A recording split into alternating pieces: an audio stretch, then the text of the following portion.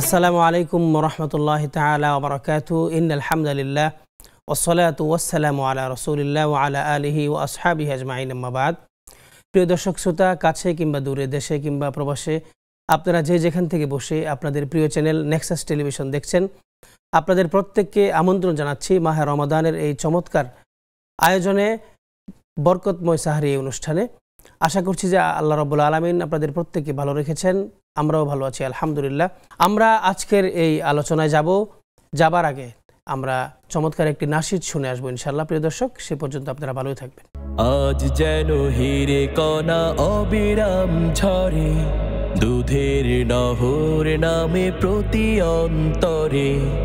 আজ যেন হিরে কণা অবিরাম ঝরে, দুধের নহর নামে প্রতি অন্তরে।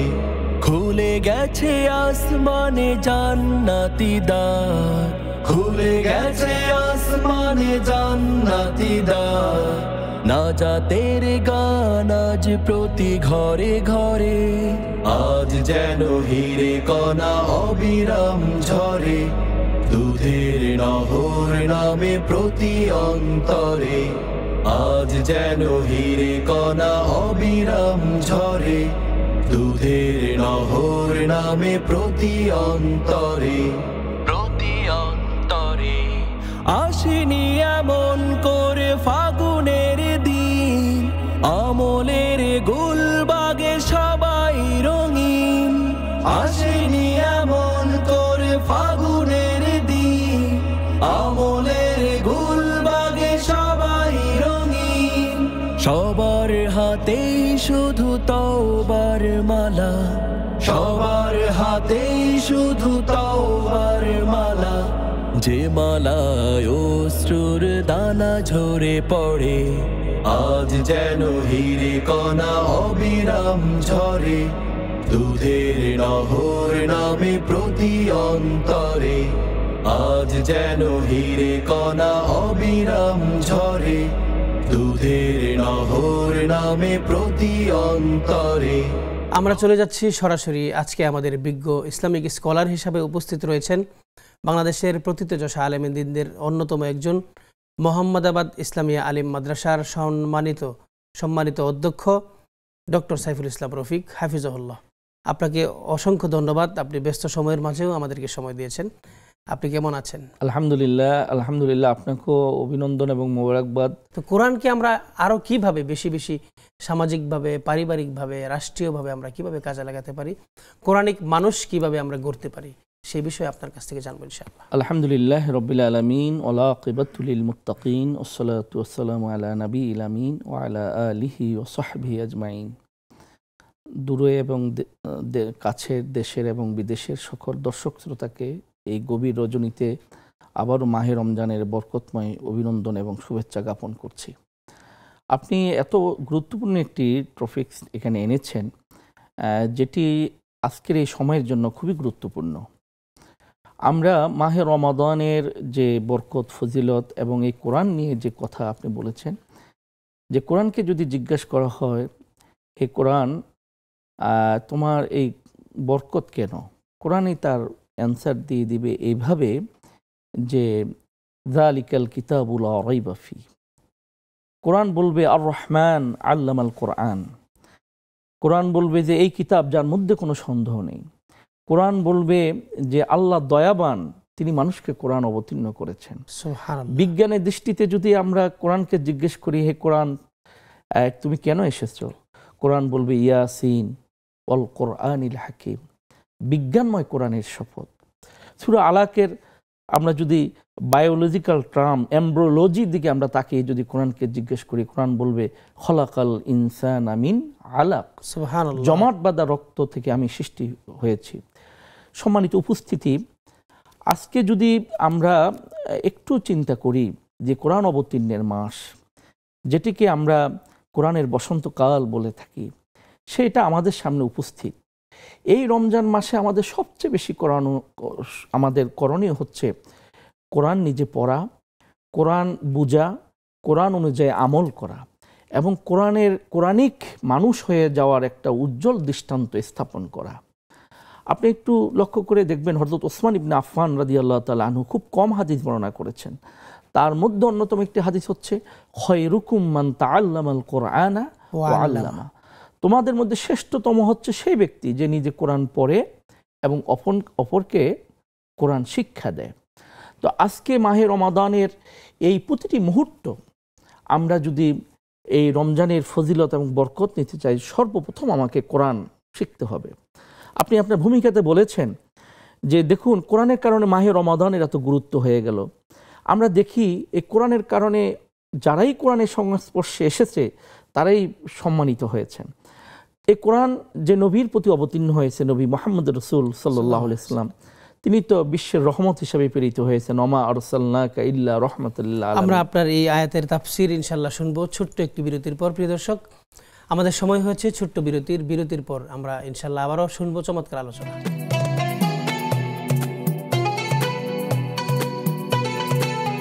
ছোট্ট বিরতির পর আবারও ফিরে আসলাম। আপনি বলছিলেন যে রাসূল সাল্লাল্লাহু আলাইহি ওয়াসাল্লামকে আল্লাহ রাব্বুল আলামিন রহমত স্বরূপ পৃথিবীতে প্রেরণ করেছেন। এই কোরআন অবতীর্ণ হওয়ার কারণে রাসূল আকরাম শ্রেষ্ঠ নবী হয়ে গেলেন, আম্বিয়াদের সর্দার হয়ে গেলেন। এই কোরআন বহনকারী জিবরাইল আমিন কোরআন বহন করেছিল।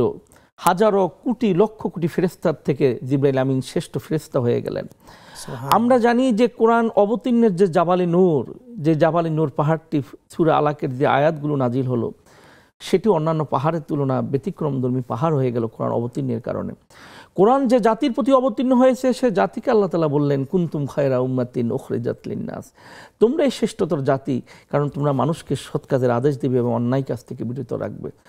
অতএব এই কোরআন অবতীর্ণের মাসে যারা কোরআন মানবে, কোরআন শুনবে, কোরআন বুঝবে, কোরআন অনুযায়ী জীবন পরিচালনা করবে, তারাই পৃথিবীর শ্রেষ্ঠতম মানুষ হিসাবে আসীন হবে। কিন্তু মুহতারাম, আপনার কাছে আমার একটি প্রশ্ন, সেটি হলো যে আমরা জানি যে শুধুমাত্র এই রমাদান আসলেই কেবল আমরা কোরআনের পাতা খুলি, কোরআন পড়ি, আবার রমজান চলে যায়, কোরআনকে চুমু খেয়ে বুকে ধারণ করে আবার আমরা সেলফে রেখে দিই। কোরআন কি শুধু এই জন্যই এসেছে? আসলে আপনি খুব গুরুত্বপূর্ণ কথা বলেছেন যে কোরআন কেন এসেছে। হুয়াল্লাযী আরসালা রাসূলাহু বিল হুদা ওয়া দীনিল হক লিইয়ুযহিরাহু আলাদ দীনি কুল্লি। আল্লাহ রাসূলকে আল্লাহ তাআলা প্রেরণ করেছেন, আর রাসূলের যে গাইডলাইন সেটি হচ্ছে কোরআন। আমরা যদি কোরআনকে জিজ্ঞেস করি যে কেন আমরা রাসূলকে অনুসরণ করব, আমি কোরআনের দিকে আসতেছি। কোরআন বলবে মা আতাকুমুর রাসূলু ফাখুযুহু, আল্লাহ রাসূল যা নিয়ে এসেছেন সেটা তোমরা রিসিভ করো। ওমা নাহাকুম আনহু ফান্তাহু, এবং আল্লাহ রাসূল যা থেকে নিষেধ করেছেন সেটা বর্জন করো। রাসূল আকরাম সাল্লাল্লাহু আলাইহি ওয়াসাল্লাম ছিলেন একটা জীবন্ত কোরআন। আল্লাহ রাসূল রাস্তা দিয়ে হাঁটছে, হযরত আয়েশা রাদিয়াল্লাহু আনহা বলছেন যে কোরআন হাঁটছে, যে আল্লাহ রাসূল হাঁটা মানে কোরআন হাঁটা। কোরআনের একটা জীবন্ত বাস্তব নমুনা ছিলেন নবী মুহাম্মদ রাসূল সাল্লাল্লাহু আলাইহি ওয়াসাল্লাম, যার কারণে আল্লাহ তাআলা বললেন লাকাদ কানা লাকুম ফি রাসূলিল্লাহি উসওয়াতুন হাসানা। রাসূল আকরাম সাল্লাল্লাহু আলাইহি ওয়াসাল্লামের জীবনের মধ্যেই রয়েছে উত্তম আদর্শ। এই আদর্শ শুধু রমজানে নয়, আমাদের সর্বক্ষণিক জীবনের প্রতিটি মুহূর্তেই আমরা কোরআনকে অনুসরণ করতে হবে। আমি কিভাবে খাবো, আমি কি অপচয় করব? কোরআনকে যদি জিজ্ঞেস করি, কোরআন তো কথা বলে। কোরআন বলবে তোমরা খাও, পান করো, কিন্তু তোমরা অপচয়, কুলু ওয়াশরাবু ওয়ালা তুসরিফু, কিন্তু তোমরা অপচয় করো না।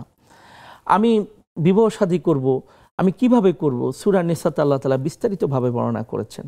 কোরআন বলেছে যে তোমাদের স্বাচ্ছন্দ্য অনুযায়ী তোমরা নিকাহ সমাধান করো।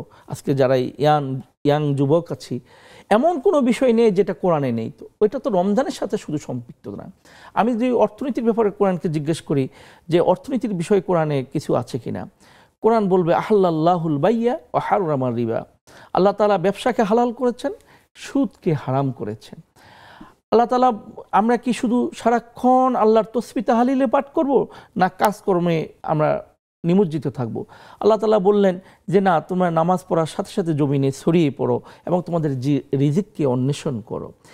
এভাবে ইসলাম, কোরআন এবং নবী মুহাম্মদুর রাসূল সাল্লাল্লাহু আলাইহি ওয়াসাল্লাম আমাদের জীবনের প্রতিটি পরতের সাথে সম্পৃক্ত। কারণ আমরা জানি Islam is the complete code of life, not only complete code of life, Islam is the complete and comprehensive code of life, একটা পরিপূর্ণ জীবন ব্যবস্থা। আর এই পরিপূর্ণ জীবন ব্যবস্থার মূল সংবিধান হচ্ছে আমাদের আল কোরআন। তো কাজেই আমাদের জীবন থেকে, জীবনের প্রথম থেকে শুরু করে শেষ পর্যন্ত, আর আমাদের রান্নাঘর বা পাকঘর আমরা যেটাকে বলি, কিচেন থেকে শুরু করে সংসদ ভবন পর্যন্ত আমি বিচার ফয়সালা কিভাবে করব। কোরআনকে যদি বলি, কোরআন বলে দেবে ওয়াইদা হাকামতুম বাইনান নাস আন তাহকুমু বিল আদল। আপনি শায়েখ একটু চিন্তা করেন, যদি আমরা এই চিন্তা করতাম তাহলে আমাদের যত জুলুম, যত নির্যাতন, যত কিছু হয়েছে এগুলো কিন্তু হতো না। আমরা যদি বিচার ফয়সালাটা, আমরা তো দেখছি যে বিচারের নামে নিবৃত্তি মানবতা কিভাবে কেঁদেছে, অসহায় লোকগুলো কিভাবে দুনিয়া থেকে বিদায় হয়ে গিয়েছে। তারা তো সেদিন হয়তো বলছে যে আলাইসাল্লাহু বিআহকামিল হাকিমিন, আল্লাহ কি শ্রেষ্ঠ বিচারক নন? কিন্তু সে বিচার ফয়সালা ওই বিচারকরা করেন নাই, কারণ তারা কোরআন পড়ে নাই, তারা আখিরাত জানে নাই। তাদেরকে আখিরাতে যে সব কিছুর জবাবদিহি আল্লাহর কাছে করতে হবে, এই অনুভূতি, এই অনুভূতি তাদের মধ্যে, এই মানে যেটা ইমপ্যাথি বলে, মানে হৃদয় দিয়ে হৃদয়কে বোঝা। সিম্প্যাথি হলো আহা এটা ভালো, এটা ভালো, এটা করা না করা, আর ইমপ্যাথি হলো হৃদয় দিয়ে হৃদয়কে বোঝা। যদি আমাদের বিচারকরা, আমাদের সমাজপতিরা সব যদি এই চিন্তা করে, মানবিকতার চিন্তা করে, জবাবদিহির চিন্তা করে, দুনিয়ার জবাবদিহি এবং আখিরাতের জবাবদিহি, তাহলে তো সে কোরআন থেকে দূরে থাকতে। আমরা আপনার এই আলোচনা বাকি অংশটুকু আমরা একটি ছোট্ট বিরতির পর শুনবো। খুবই চমৎকারভাবে এবং প্রাণ চঞ্চলভাবে কোরআন এবং হাদিসের আলোকে আলোচনা করছিলেন। আমরা ছোট্ট বিরতিতে যাব, বিরতির পর আবারও ইনশাল্লাহ আপনাদের সামনে হাজির হবো ইনশাল্লাহ।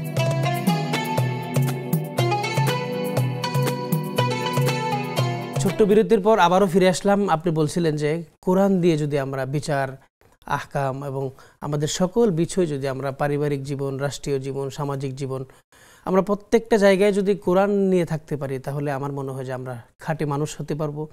আমাদের পরিবার, আমাদের সমাজ, রাষ্ট্র সবকিছু সুন্দর গুছিয়ে থাকবে। হ্যাঁ শায়েখ, আপনি যথার্থ বলেছেন, কিন্তু এই ধরনের আলোচনা, বক্তব্য দিয়ে কোরআন বাস্তবায়ন হবে না। কোরআনের শিক্ষার্থী তৈরি করতে হবে। আমি যে হাদিসটি বললাম যে তোমাদের মধ্যে সেই শ্রেষ্ঠ যে নিজে কোরআন পড়ে এবং অপরকে পড়ায়, এবং খায়রুকুম মান তাআল্লামাল কোরআন ওয়া আল্লামাহু। আল্লাহ নিজেকে দয়াবান হিসাবে ভূমিকাতে বলেছিলেন আর রহমান। আল্লাহ বড়ই দয়াবান, কারণ তিনি মানুষকে কোরআন শিক্ষা দিয়েছেন। সেই কোরআনের এই বসন্তকালে, কোরআন অবতীর্ণের মাসে আমাদের সকলকে কোরআনের ব্যাপক প্রচার এবং প্রসার করতে হবে। কোরআনের মৌলিকভাবে মোটা দাগে 4টি হক রয়েছে। প্রথমত হলো যে কোরআনকে সহি করে পড়া, ওরাত্তিলিল কোরআনা তারতিলা। এবং আল্লাহ রাসূল বলেছেন অনেক কারি কোরআন পড়ে আর কোরআন তাকে লানত করে, রুব্বা কারিন ইয়াকরাহু আল কোরআন ইয়ালআনুহু। তো কাজেই প্রথমত আমাদের সেই ধরনের মসজিদ, সেই ধরনের মাদ্রাসা, সেই ধরনের মুক্তব, পারিবারিকভাবে আমরা কোরআনের জন্য আমাদের একটা বাজেট রাখা দরকার। আমরা আমাদের জেনারেল সাবজেক্টের জন্য বাজেট থাকে, আমাদের সন্তানরা ডাক্তার, ইঞ্জিনিয়ার হওয়ার জন্য আমাদের স্বপ্ন থাকে, কিন্তু কোরআনের পাখি হওয়ার জন্য আমাদেরকে স্বপ্ন রাখতে হবে যে না, কোরআন আল্লাহর ভাষা, কোরআন কবরের ভাষা, কোরআন জান্নাতের ভাষা। অতএব আমি এই পরিবারের প্রধান, আমার পরিবারের প্রতিটি সদস্যকে কোরআন শেখানোর জন্য এই মাহে রমাদানে আমাদেরকে সবক নিতে হবে, আমাদেরকে শপথ গ্রহণ করতে হবে। তো এই জন্য কোরআনের মোটা দাগের প্রথম ইয়েটি হচ্ছে কোরআনকে সহিভাবে পড়া, কোরআনের অর্থ জানা। আমরা আসলেই প্রায়ই বলে থাকি যে কোরআন এই বিশ্ব মানবতার একটি মুক্তির সনদ, কিন্তু এই কোরআনের অর্থ আমরা অনেকে জানি না। আমরা খতমকে কত খতম দিতে পারি সেটা নিয়ে পাল্লা হয়, কিন্তু কোরআন যে বলছে আফালা ইয়াতাদাব্বারুন ইয়াকিলুন তাআলামুন, কোরআনকে তোমরা কেন বুঝো না, কেন উপলব্ধি করো না, ফাতাবিরু ইয়া উলিল আবসার, হে জ্ঞানবানরা তোমরা কোরআন নিয়ে গবেষণা করো, সেটি আমাদের নেই। আল্লাহ তাআলা কোরআনে অনেক আয়াত দিয়ে আমাদেরকে গবেষণার দিকে কিন্তু দৃষ্টি নিবন্ধন করেছেন। আফালা ইয়ানজুরুনা ইলাল ইবিলি কাইফা খুলিকাত, তোমরা দেখো আমি উটকে কিভাবে সৃষ্টি করেছি, আমি এই নিয়ে গবেষণা করো। আমরা কিন্তু উটের দুধে খেলাম, উট থেকে গোস্ত খেলাম, কিন্তু কেন আল্লাহ দেখতে বললেন? উট দীর্ঘদিন পর্যন্ত পানি তার খাবার রেখে থাকতে পারে, এই নিয়ে বৈজ্ঞানিকরা ফ্রিজ আবিষ্কার করে ফেললো। আল্লাহ তাআলা আল্লাহ রসুলকে যে মেরাজে নিলেন, রাকিবতুল বোরাক, বারকুন মানে বিদ্যুৎ, সেখান থেকে কিন্তু বিদ্যুতের আবিষ্কার হলো। অথচ নবী মুহাম্মদ রাসূল সাল্লাল্লাহু আলাইহি ওয়াসাল্লাম আজকে থেকে 1400 বছর আগে মেরাজে গিয়েছিলেন, সুবহানাল্লাযী আসরা বিআবদিহি লাইলাম মিনাল মাসজিদিল হারাম। তো সেই বিষয়গুলো আসলে কোরআনকে প্রথমত অর্থ জানতে হবে, এরপরে কোরআনের ব্যাখ্যা বিশ্লেষণ, এটি আমাদের জানা দরকার। আজকে আমাদের কাছে বাংলা ভাষাভাষীদের জন্য কত চমৎকার বাংলা ভাষায় অসংখ্য তাফসিরুল কোরআন আমাদের মাঝে এসেছে। মোবাইলে অ্যাপসের মাধ্যমে আমরা পড়তে পারি, রাস্তায় গাড়িতে জ্যামে থাকি, বিভিন্ন জায়গায় বসে থাকি, বিভিন্ন ধরনের আমরা অশালীন কাজকর্মে কথাবার্তায় থাকি, সেই মুহূর্তে আমরা কোরআনের দিকে ডাইভার্ট হতে পারি, কোরআনের দিকে হতে পারি। তাহলে যদি এটা আসলে কোরআনিক সমাজ যদি হয়, আপনার ওই শব্দটা আমার কাছে এতই ভালো লেগেছে, কোরআনিক মানুষ যদি হয়, তাহলে আমাদের সন্তানরা তো রোজার দিনে সিগারেট বন্ধ করার জন্য তারা জীবন দিবে, বরং ওই ধূমপান করার স্বাধীনতার জন্য তারা মত প্রকাশ করবে না। কারণ এ দেশ শাহজালাল শাহ মাকদুমের দেশ। এই দেশের মানুষের ঘুম ভাঙ্গে আসসালাতু খায়রুম মিনান নাউম এই শব্দ শুনে তারা ঘুম থেকে যায়, আবার তারা হাই আলাল সালাহ হাই আলাল ফালাহর মাধ্যমে তারা কল্যাণের দিকে ধাবিত হয়, নমাজের ইশার নামাজের পরে তারা চলে আসে। এদেশের সংস্কৃতি, এদেশের কালচার সব কিছু ইসলামিক হতো যদি কোরআনকে যদি আমরা পড়তে পারতাম, কোরআনকে যদি আমরা বুঝতে পারতাম। কোরআন অসংখ্য জায়গায় তামাকের ব্যাপারে আল্লাহ তাআলা বলেছেন, ইন্নামা হাররামা আলাইকুমুল খামরু ওয়াল মাইসির, অনেক জায়গায় বলেছেন। তো এগুলো যদি কোরআনের আমরা অর্থ জানতাম, আমাদের পরিবার, আমরা অনেক নভেল বই পড়ি, বই পড়তে কোনো আপত্তি নেই, আমরাও বই পড়েছি, কিন্তু কোরআনটাকে কমপক্ষে সহি করে পড়ে 30 পারা কোরআন অর্থ সহকারে পড়া, এটি আমাদের নৈতিক দায়িত্ব। এবং এরপরে একটু একটু করে কোরআন যে একটি সংবিধান, কোরআন যে আল্লাহর পক্ষ থেকে আসমানি একটি গ্রন্থ, এই গ্রন্থের মধ্যে আল্লাহ তাআলা যে সব কিছু সন্নিবেশিত করে দিয়েছেন, সেখান থেকে আমার সমাজ, আমার পরিবার, আমার রাষ্ট্র, আমি কিভাবে এটাকে বাস্তবায়ন করতে পারি। আজকে দেখুন, কোরআনের খালি যদি আমরা মানে কয়েকটি বিষয়কে যদি আমরা আমাদের সমাজে বাস্তবায়িত হতো। আন আকিমুসসালাত, নামাজ প্রতিষ্ঠার কথা আমরা কোরআনে এসেছে, নামাজ পড়া নয়, প্রতিষ্ঠা পাবে। আপনি সৌদি আরব যারা আমরা দর্শক শ্রোতা যারা গিয়েছে, নামাজের সময় তো রাস্তায় কেউ হাঁটাহাঁটি করতে পারে না। এর কারণ হচ্ছে কি? এর কারণ হচ্ছে নামাজের সময় তোমাকে হয়তো নামাজ পড়তে হবে, না হলে তুমি তোমার ঘরের মধ্যে আবদ্ধ থাকতে হবে। অনেক ধন্যবাদ মোহতারাম আপনাকে। আপনি কোরআন নিয়ে চমৎকার আলোচনা করছিলেন, আরো বেশি সময় থাকলে আপনার আলোচনা শুনতাম, প্রাণবন্ত আলোচনা আপনি করছিলেন। আমরা একেবারে অনুষ্ঠানের শেষ পর্যায়ে এসেছি, বিদায় নিব। বিদায় নেবার পূর্বে আপনাদেরকে চমৎকার একটি নাশিদ শোনাবেন আমাদের প্রিয় শিল্পী, সেই নাশিদ শুনবেন এবং আগামী পর্ব দেখার অগ্রিম আমন্ত্রণ জানিয়ে আজকে বিদায় নিচ্ছি। ওয়াসসালামু আলাইকুম ওয়া রাহমাতুল্লাহি তাআলা ওয়া বারাকাতুহু।